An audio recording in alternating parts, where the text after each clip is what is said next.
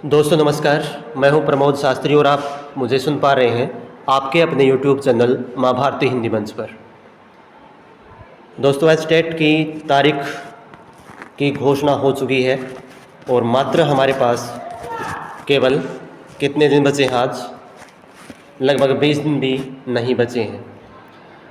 इस दौरान जो दिन बचे हुए हैं उनमें हम किस प्रकार की रणनीति के साथ अपने टेस्ट को क्वालिफाई कर पाएँ, तो उसके लिए हमें हिंदी के, हरियाणा जीके के और दूसरे कोई भी जो प्रश्न हैं वो इस प्रकार के चुनने होंगे जो पहले आए हुए हैं या बहुत ही आने की संभावना बनी हुई है।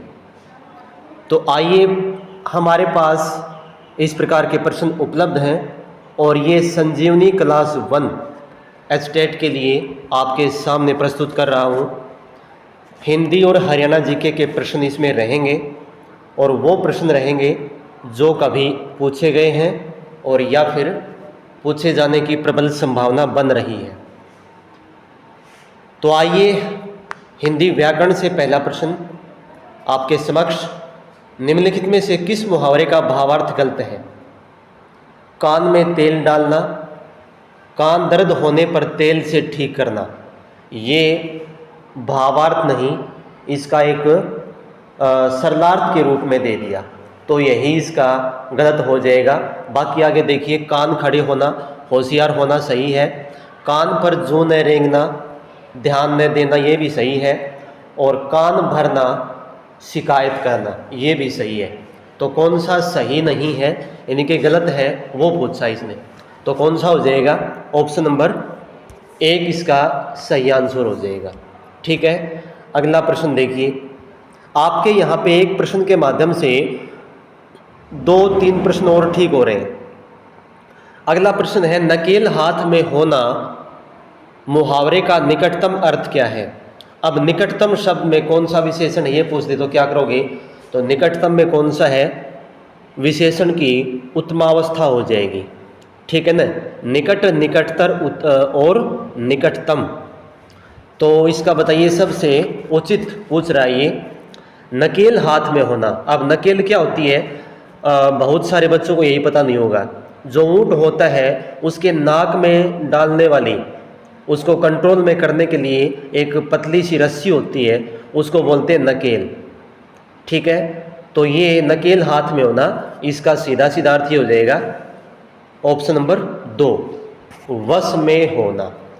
ठीक है ना, वश में होना, नियंत्रण में होना, ये इसका सही आंसर हो जाएगा। खाली हाथ होना, रूप था वेश से नवीनता दिखाना, ये सभी गलत है। अगला देखिए, किस वाक्य में विराम चिन्हों का असंगत प्रयोग हुआ है? तो कौन से में हुआ है? पानी बरसा, हवा चली, ओले गिरे। इसमें एक एक के बाद जो है ये अल्प विराम है, सही है ये। वैसे तो लास्ट वाला जो होता है वहाँ अल्प विराम नहीं होता, देखते हैं बाकी और इससे कोई बेहतर होगा। तो सूर्य अस्त हुआ, यहाँ पे अर्ध विराम कर दिया इसने। आकाश लाल हुआ और जंगल में धीरे धीरे अंधेरा फैलने लगा, ये भी ठीक है। लड़के ने कहा मैं अभी आता हूँ। अब मैं के बाद इसने क्या दे दिया? मैं के बाद इस यहाँ पे अल्प विराम दे दिया और उसके बाद विस्मयादि बोधक चिन्ह दे दिया यहाँ पे। ठीक है ना, लेकिन आना था यहाँ पे पूर्ण विराम। तो ऑप्शन नंबर कौन सा गलत हो जाएगा? यही गलत हो जाएगा, ऑप्शन नंबर 3।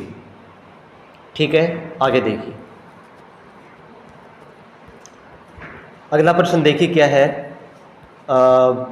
अन्न जल उठना मुहावरे का निकटतम अर्थ क्या है? अन्न जल उठना, वैसे तो उठाना होता है ये, तो यहाँ पे हो जाएगा किसी चीज़ को खराब करना, किसी स्थान से संबंध समाप्त होना, मोटा न होना, खाना पीना मिलना। तो ऑप्शन नंबर इसका हो जाएगा 2। ठीक है ना, किसी स्थान से संबंध समाप्त होना, कि भाई उसका अन्न जल उठ गया। ठीक है, ऑप्शन नंबर 2 इसका सही आंसर हो जाएगा। थाह लेना मुहावरे का निकटतम अर्थ क्या है? थाह लेना, था का मतलब क्या होता है? अनुमान होता है। ठीक है ना, उसके बारे में थोड़ा सा जानना। तो कौन सा हो जाएगा इसका? चोरी करना, लूट लेना, खरीद लेना, किसी का भेद लेना। ऑप्शन नंबर 4 इसका आंसर हो जाएगा, किसी का भेद लेना। जिस साथी ने चैनल को सब्सक्राइब नहीं किया है, जो नए जुड़े हुए हैं, सब्सक्राइब कर लें और अपने साथियों को शेयर ज़रूर करें, क्योंकि यहाँ पे रटंत प्रणाली से हटकर पूरा काम होता है।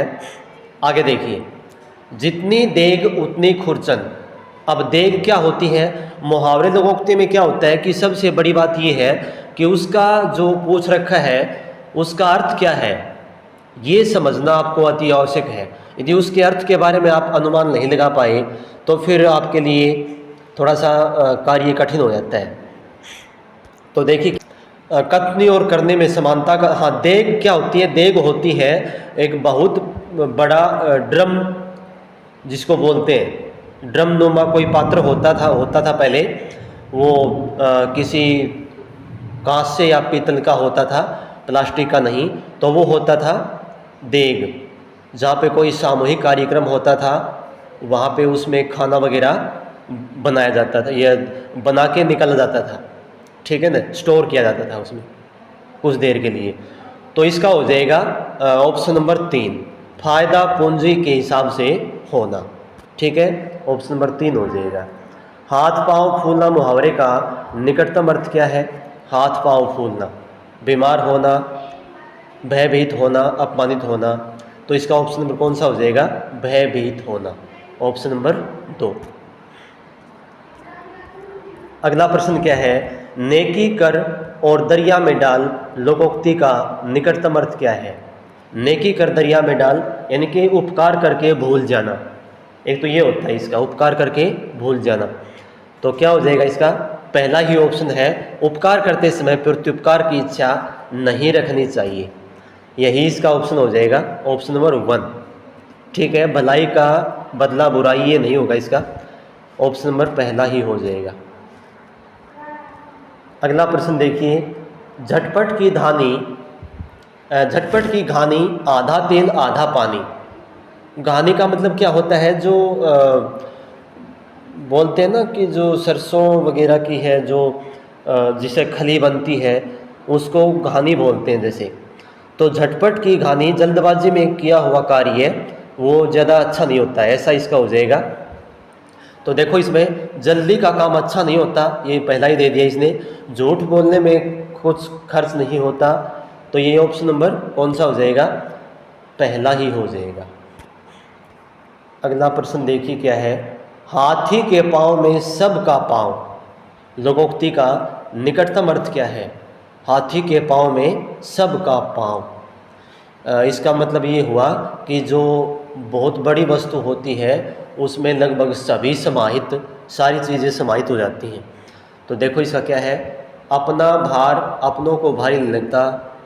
देखते हैं, किसी की प्रकृति नहीं बदलती, बड़े लोगों के साथ छोटों की भी गुजर हो जाती है, ये हो जाएगा ऑप्शन नंबर 3, ठीक है ना, ऑप्शन नंबर 3 हो जाएगा इसमें। बड़े लोगों के साथ छोटों का भी गुजारा चल जाता है। अगला प्रश्न देखो क्या है?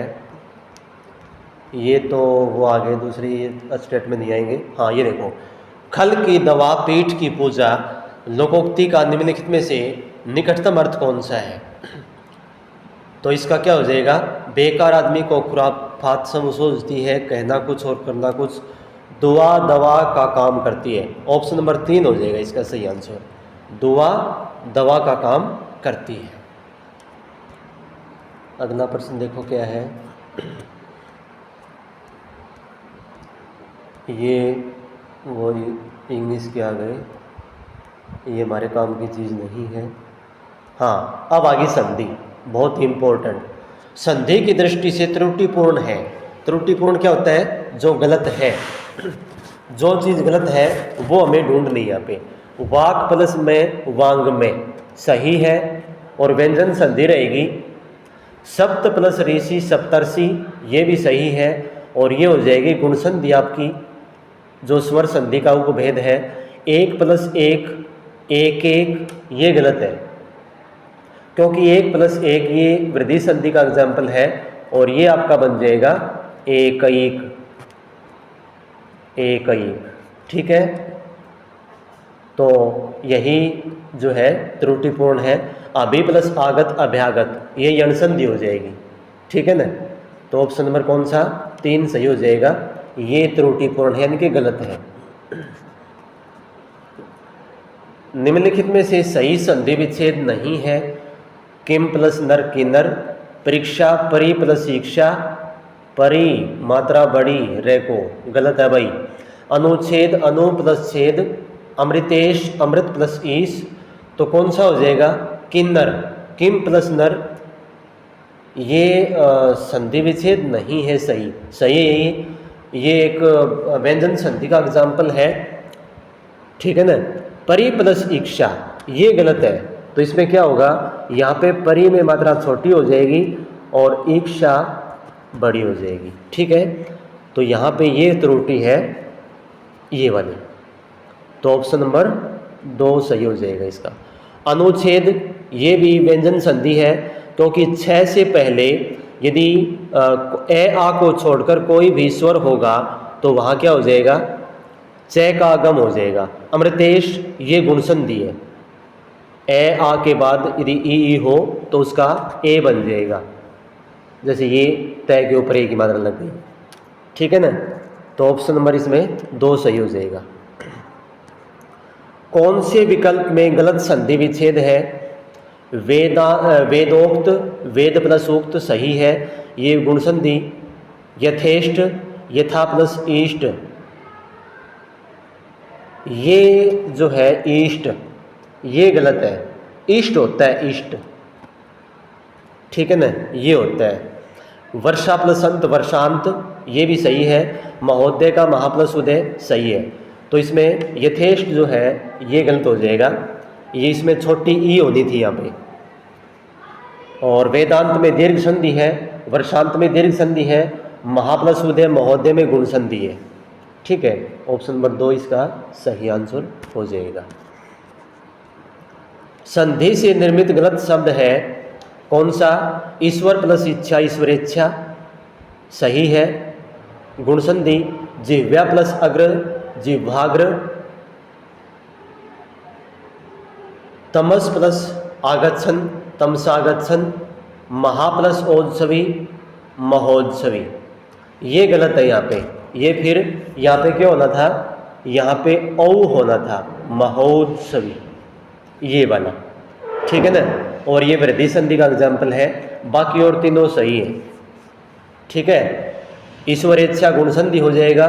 जिह्वाग्र ये दीर्घ संधि है। तमसागच्छन ये भी दीर्घ संधि है। तो ऑप्शन नंबर 4 इसका सही आंसर हो जाएगा। मझधार निम्नलिखित में से किस समास का उदाहरण है। कर्मधारय द्वंद्व अव्ययभाव द्विगु। तो मझधार, मझ का मतलब होता है बीच की मध्य की, और धार धारा बीच की धारा, तो क्रमधार्य ही हो जाएगा ये। वैसे तो क्या है कि ये है, इसका विग्रह बनेगा मध्य की धारा या मध्य की है जो धारा, ये ऐसे कर दो तो कर्मधारय समास की श्रेणी में चला जाएगा। ऑप्शन नंबर ए हो जाएगा इसका। ठीक है ना, मध्य मतलब बीच और मध्य बीच की, तो ऑप्शन नंबर 1 हो जाएगा इसका। आगे चले, चलो जी, ये रह गए भाई, ऊपर वाले रह गए। देखो अव्ययभाव समास का उदाहरण है कौन सा है। निडर अतिक्रम प्रगति अन्याय। तो निडर, निडर हो जाएगा डर से रहित।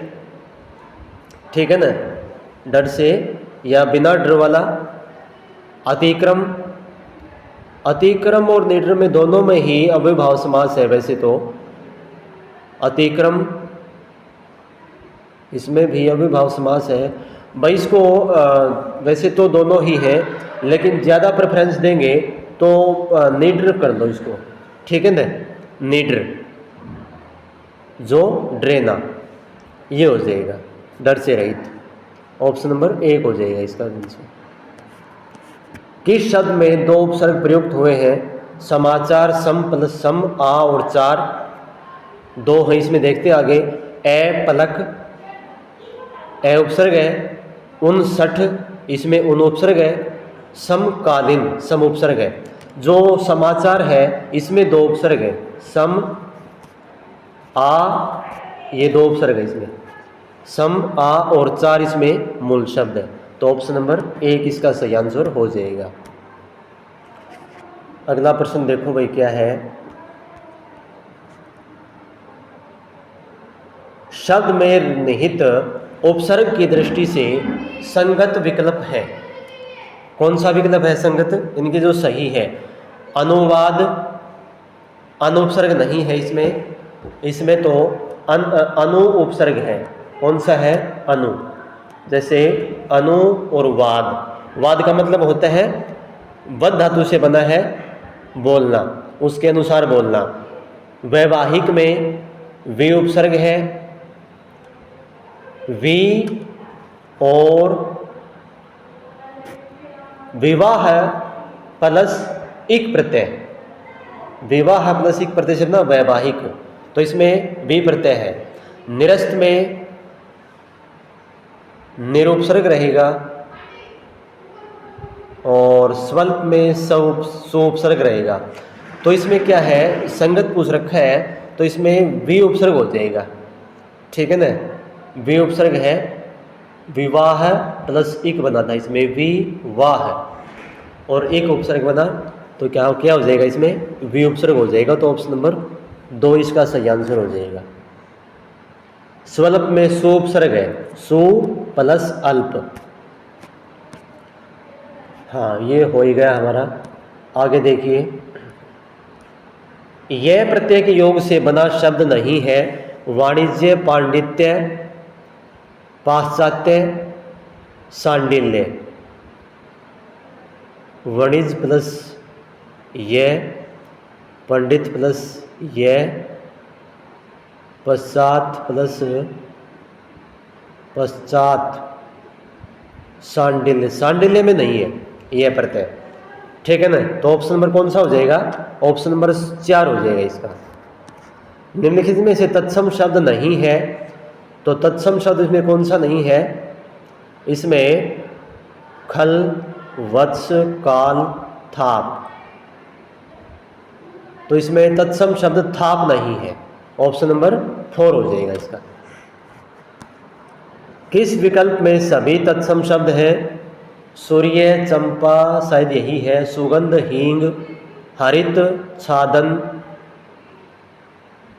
और संधि, सोना। तो इसमें सूर्य और जो चंपा है ये तत्सम शब्द हैं दोनों, बाकी और सभी में कहीं ना कहीं तद्भव मिले हुए हैं। ऑप्शन नंबर 1 हो जाएगा इसका सही आंसर। अगीन शब्द है, अगीन तद्भव तो नहीं है भाई, अग्नि बनता है इसका। अर्ध तत्सम देखते हैं एक बार। देशज और तत्सम भी नहीं है, ये अर्ध तत्सम हो जाएगा ऑप्शन नंबर 2, क्योंकि अगीन जो है वो अग्नि से ही संबंधित है, अग्नि, ठीक है ना। प्राकृत भाषा से उठाया गया शब्द है ये, पूरा तत्सम भी नहीं है, तो ये अर्ध तत्सम शब्द हो जाएगा ऑप्शन नंबर 2, अगीन, जो अग्नि से ही संबंधित है। आगे देखिए, इष्ट प्रत्यय के योग से बना शब्द नहीं है। श्रेष्ठ, स्वादिष्ट, लब्ध प्रतिष्ठित और ज्येष्ठ। श्री प्लस इष्ट, स्वाद प्लस इष्ट, लब्ध प्लस प्रतिष्ठित और ज्येष्ठ, ये हो जाएगा भाई ऑप्शन नंबर 4। ऑप्शन नंबर 4 हो जाएगा ज्येष्ठ। ये अपने आप में क्या है, ये इस अपने आप में मूल शब्द है ये, इसमें कोई प्रत्यय नहीं है, ज्येष्ठ। आगे देखिए, निम्नलिखित शब्दों में तद्भव शब्द है। प्रिय, चौपाई, घोर, कटोरा। तो कटोरा तो देशज शब्द है, प्रिय हो जाएगा प्यारा, ये तत्सम शब्द है। चौपाई हो जाएगा इसमें ऑप्शन नंबर 2 सही है इसका, चौपाई। भाववाचक संज्ञा गर्मी निर्मित हुआ है, किससे निर्मित हुआ है? जातिवाचक से, विशेषण से, क्रिया से या फिर सर्वनाम से। तो गर्मी मतलब गर्म, गर्म से बनाइए, तो गर्म से गर्मी बना, तो ये विशेषण है गर्म, ठीक है ना। ऑप्शन नंबर 2 इसका सही आंसर हो जाएगा। इनमें से विदेशी शब्द नहीं है। पुदीना, चुकंदर, अमीर, राख। तो इसमें जो राख है ऑप्शन नंबर 4, ये विदेशी शब्द नहीं है, देशज शब्द है। बाकी और क्या है? तीनों विदेशज शब्द है। इनमें से देशज शब्द है पेठा, डंडा, पेटी, डंक। तो इसमें से डंडा से जो शब्द है वो देशज शब्द है, डंडा, ठीक है ना। Option number 2। तद्भव शब्द नहीं है। घुण, मछली, बैल और बिजली। तो इसमें बैल, बैल का वृषभ होता है, मछली का मीन होता है, बिजली चपला होती है। तद्भव शब्द नहीं है, तो इसका इसमें तो भाई देखना पड़ेगा एक बार, थोड़ा सा ध्यान नहीं आ रहा। मछली, बिजली, घुण, बैल, बिजली होना चाहिए शायद यहाँ पे। बिजली थोड़ा सा भाई ध्यान नहीं है इसके बारे में, बताएंगे नेक्स्ट वीडियो में, बताएंगे इसके बारे में, देख लेना एक बार। अगला प्रश्न देखिए। हाँ, तो ये हिंदी के प्रश्न थे दोस्तों। अब करेंगे हरियाणा जीके से प्रश्न। तो आइए पहला प्रश्न क्या हमारे सामने देखते हैं। तो पिछली क्लास में हमने हरियाणा के उद्योग से संबंधित प्रश्न पढ़े थे और उसके कुछ रह गए थे, तो वो आगे बढ़ाते हुए देखिए, हरियाणा के किस जिले में एटलस साइकिल उद्योग स्थित है? तो ये सोनीपत में, ठीक है ना। तो इसका विस्तार देखिए। 1951 में इस सोनीपत में साइकिल उद्योग की स्थापना की गई थी और ये रोहतक मंडल के अंदर आता है, ठीक है ना। यमुना जी के किनारे पर स्थित है, तो इतना ध्यान रखना। हरियाणा में एटलस इंडस्ट्री कहाँ है? सोनीपत। इसको घुमा फिरा के कई प्रकार से पूछ सकते हैं। धारोएड़ा औद्योगिक क्षेत्र किस जिले में अवस्थित है? तो ये है रेवाड़ी में, ऑप्शन नंबर 2। काफ़ी बार प्रश्न पूछा गया है ये। फतेहाबाद के लिए, खालिस्तान के लिए प्रसिद्ध है। तो फतेहाबाद सूती धागे के लिए प्रसिद्ध है, ठीक है ना। ऑप्शन नंबर सी इसका आंसर हो जाएगा, सूती धागे के लिए। फरीदाबाद हरियाणा और उत्तर भारत का सबसे बड़ा खालिस्तान शहर है। तो कौन सा शहर है? फरीदाबाद। औद्योगिक हो जाएगा ये, औद्योगिक। औद्योगिक में प्रत्यय कौन सा है? उद्योग मूल शब्द है और एक प्रत्यय इसमें, तो ऑप्शन नंबर 20 का सही आंसर है। आगे देखो भाई, हरियाणा और उत्तर भारत का सबसे बड़ा औद्योगिक शहर कौन सा है? तो वही बात फिर पूछ ली, फरीदाबाद। हरियाणा के साथ साथ उत्तर भारत का सबसे बड़ा औद्योगिक शहर, ये देखो किस प्रकार से पूछे गए प्रश्न, वही प्रश्न को जो है कितनी बार पूछा गया है और किस प्रकार से पूछा गया है। ये फरीदाबाद हो जाएगा इसका भी। निम्नलिखित में से कौन सा जिला अपने शानदार कपड़ों और कालीनों के लिए मशहूर है? कालीन, जो चटाई या मैट जिसको बोलते हैं, तो ये पानीपत है। ऑप्शन नंबर ए हो जाएगा इसका। आगे देखो, हरियाणा के किस स्थान पर लोहे पाइप का सर्वाधिक निर्माण होता है? तो ये हिसार में होता है, ऑप्शन नंबर बी। इसे स्टील सिटी भी कहा जाता है, स्टील सिटी हिसार। हरियाणा में स्टील सिटी के रूप में ये हिसार फिर आ गया प्रश्न। हरियाणा का रेवाड़ी जिला भारत में निम्नलिखित में से किस उद्योग के लिए प्रसिद्ध है? रेवाड़ी जिला, तो ये है पीतल के बर्तन का उद्योग के लिए, ठीक है। और वैसे हीरो होंडा मोटरसाइकिल उद्योग भी यहाँ पे है। और तिल्ली जूता, ये सभी है भाई, ये चारों तीनों ही ऑप्शन है, ये सभी हो जाएगा इसका। आगे देखिए, तो ये सभी है इसमें। ये देखो, रेवाड़ी जिले का निम्नलिखित में से कौन सा उद्योग पूरे भारत में प्रसिद्ध है? तो तिल्ला जूती उद्योग, पित्तल बर्तन उद्योग, हीरो होंडा, ये वही प्रश्न आ गया। तो ऑप्शन नंबर डी हो जाएगा इसका। यमुनानगर में भारत स्टार्च एवं केमिकल लिमिटेड की स्थापना किस वर्ष हुई थी? तो ये वैसे तो 1937 में हुई थी, तो इसमें 1937 ऑप्शन नहीं है, तो 1938 कर देंगे इसमें, ऑप्शन नंबर बी हो जाएगा। लाख की चूड़ियों के लिए प्रसिद्ध है, तो क्या है? लाख की चूड़ियों के लिए महेंद्रगढ़, ठीक है ना। तथा लकड़ी की भी यहाँ पे कारीगरी की जाती है। हरियाणा में महेंद्रगढ़ किसके लिए प्रख्यात है? तो लाख की चूड़ियों के लिए। हरियाणा में, हाँ ये आ गया इसमें, हरियाणा में महेंद्रगढ़ किसके लिए प्रख्यात है? ये फिर आ गया प्रश्न, लाख की चूड़ियाँ। हरियाणा में डेयरी अनुसंधान संस्थान कब स्थापित किया गया था? तो ये ऑप्शन नंबर ए हो जाएगा इसमें, 1955 में,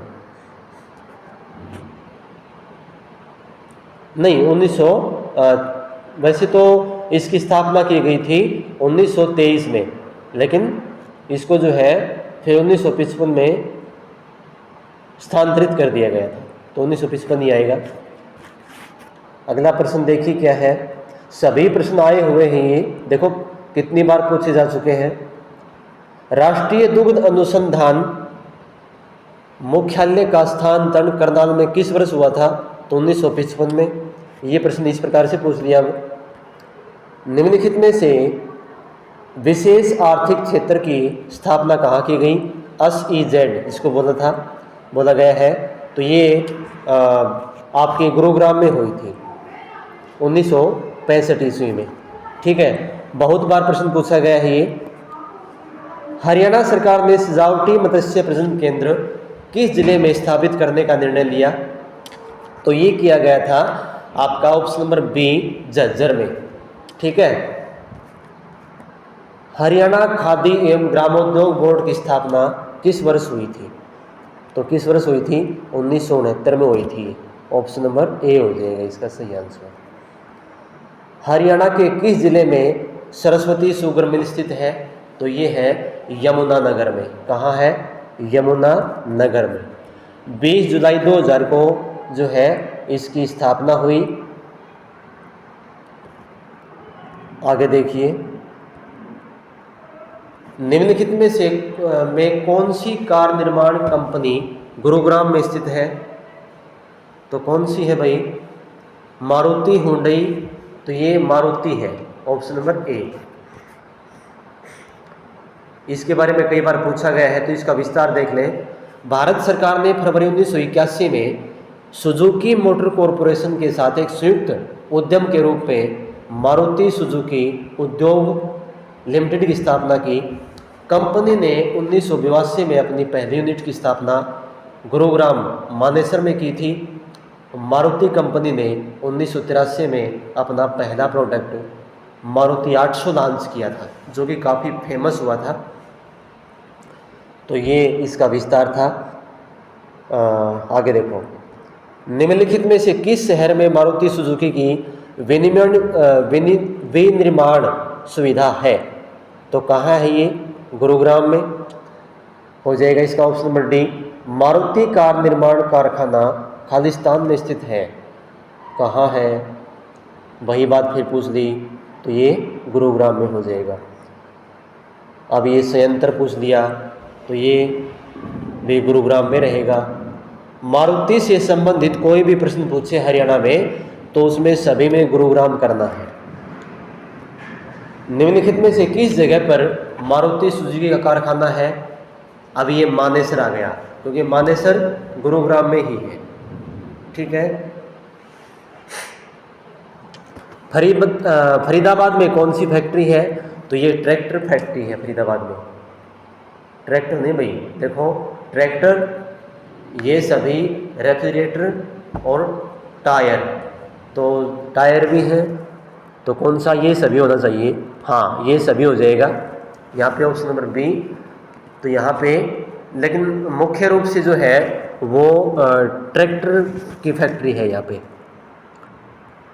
आगे देखो, इनमें से किसे हरियाणा का पीतल शहर कहा जाता है? जगाधरी, फरीदाबाद, हिसार, कुंडली। तो ये पीतल शहर, पीतल शहर वैसे तो रेवाड़ी कहा जाता है, लेकिन जो उसके बाद जो है वो स्थान है आपका जगाधरी, यमुनानगर, ठीक है ना, यहाँ भी है, लेकिन यहाँ पे रेवाड़ी ऑप्शन होता तो वही आता, रेवाड़ी। आगे देखिए, अगला प्रश्न है भाई, हरियाणा में फूड पार्क है तो कितने हैं? तो ये 4 हो जाएंगे। कौन कौन से हैं? नरवाना जींद में है, राय सोनीपत में है, राय नहीं है, राई है ये, साहा अंबाला में है और डबवाली सिरसा में। तो ये 4 फूड पार्क है यहाँ पे। सोनीपत नगर किस उद्योग के लिए प्रसिद्ध है? तो सोनीपत नगर जो है वो एटलस साइकिल के लिए प्रसिद्ध है। यहाँ के ला साइकिल है तो एटलस साइकिल। हरियाणा सरकार ने नई उद्योग नीति कब लागू की? तो ये वैसे तो 2005 में की थी, ठीक है ना, तो 5 में ही कर लो इसमें, वैसे तो 5 में ही कर लो इसका, वैसे नई उद्योग नीति पूछ रहा है ये, ठीक है ना, तो नई तो ध्यान नहीं आ रहा भाई, देखना पड़ेगा। वैसे 2005 में लागू की थी, इतना याद रखना। मृद भांड के लिए कौन सा जिला प्रसिद्ध है? मृद भांड का मतलब होता है, मृद का मतलब होता है मिट्टी और भांड का मतलब होता है बर्तन। मिट्टी के बर्तनों के लिए कौन सा जिला प्रसिद्ध है? तो ये रोहतक है आपका, ऑप्शन नंबर ए हो जाएगा। अब ये सोचिए, देखिए, मेडिसिटी है आपका गुरुग्राम, ठीक है ना, पेपर सिटी है यमुनानगर, ठीक है, शुगर सिटी है, शुगर सिटी भी वैसे यमुनानगर ही है, और एपरेट सिटी है अंबाला हो जाएगा यहाँ पे, अंबाला। ऐसे कर देना, इसका मिलान कर लेना, ठीक है ना। ए का कौन सा हो जाएगा? मेडिसिटी का गुरुग्राम 2, बी का 1, यही है शायद, और शुगर सिटी पलवल बता रहा है ये, और एयर सिटी अंबाला। ऐसे ही कर दो इसको। आगे देखिए, हाँ ये दे रखा है Medicity Gurugram, paper city Yamunanagar, sugar city Palwal और एपरेट सिटी अंबाला। करनाल जिले में निर्मित किस वस्तु का विदेशों में भी निर्यात किया जाता है? तो यहाँ पे लिबर्टी जूता जो है वो काफ़ी फेमस है, उसका ही यहाँ पे क्या किया जाता है? निर्यात किया जाता है। बावल औद्योगिक क्षेत्र किस जिले के अंतर्गत आता है? तो ये आता है रेवाड़ी। रेवाड़ी जो है के जिले के अंतर्गत बावल आता है, ऑप्शन नंबर बी हो जाएगा इसका। हरियाणा विशेष आर्थिक क्षेत्र यानी कि SEZ कब पास हुआ था? तो ये हुआ था 2006 में, वैसे 2005 में हुआ था, यहाँ पे 2005 ऑप्शन नहीं है तो 6 हो जाएगा। हरियाणा में निम्नलिखित में से किस स्थान पर सहकारी दुग्ध संयंत्र खुला है? तो कहाँ खुला है ये? ऑप्शन नंबर डी हो जाएगा, उपयुक्त सभी। भिवानी में भी है, अंबाला और जींद में है। हरियाणा में निर्मित किस वस्तु का विदेश में निर्यात किया जाता है? तो लिबर्टी जूते, कांसे के बर्तन, होंडा की कारें, तो कौन सा हो जाएगा इसका? देखिए, तो यहाँ पे लिबर्टी के जूते जो है उनका निर्यात होता है, ठीक है ना, जो कि करनाल में इनकी बहुतायत मात्रा में बनाए जाते हैं। ऑप्शन नंबर सी इसका आंसर हो जाएगा। आगे देखो, हाँ ये देखिए, लिबर्टी के जूतों का निर्यात विदेशों में भी किया जाता है। हरियाणा में किस कंपनी के ट्रैक्टर कारखाने को सरकार द्वारा बंद कर दिया गया था? तो तो ये अचमटी ट्रैक्टर होता था जिसकी स्थापना 1953 में बेंगलुरु में इसकी स्थापना हुई थी।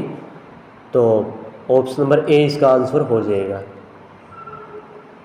हिंदुस्तान मशीन टूल्स अचमटी किस नगर में है? तो ये है आपका पिंजौर में, ऑप्शन नंबर डी। किस नगर में स्थित है? फिर वही पूछ दिया, ये पिंजौर में रहेगा। हरियाणा के यमुनानगर को और भी कहा जाता है इस्पात का शहर, कागज़ का शहर, तांबे का, कपड़े का। तो ये कागज़ का शहर कहलाता है, paper city. Option number D हो जाएगा इसका। और इसको पहले अब्दुल्लापुर मंडी के नाम से भी जाना जाता था। यूरिया संयंत्र हरियाणा के किस जिले में स्थित है?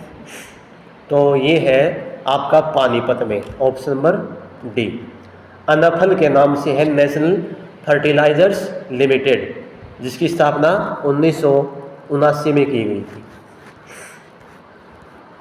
आगे देखिए, खनिज एवं ऊर्जा संसाधन।